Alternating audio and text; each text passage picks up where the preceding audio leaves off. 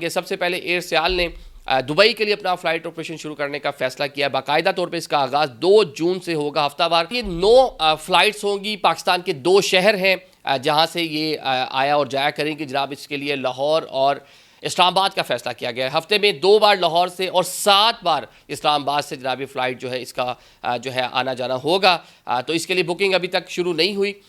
چند ہی کہہ لیں کہ 2 ہفتے کے قریب تقریباً ٹائم باقی ہے.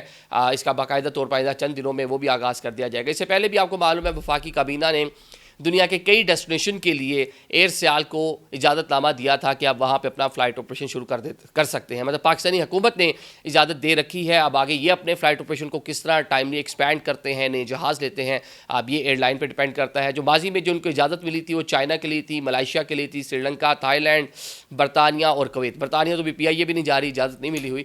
تو دیکھتے ہیں آہستہ آہستہ یہ کہاں جاتے ہیں. سعودی عربیہ اور اس طرح آلریڈی ان ڈیسٹینیشنز کے اوپر ان کا فلائٹ آپریشن جاری ہے.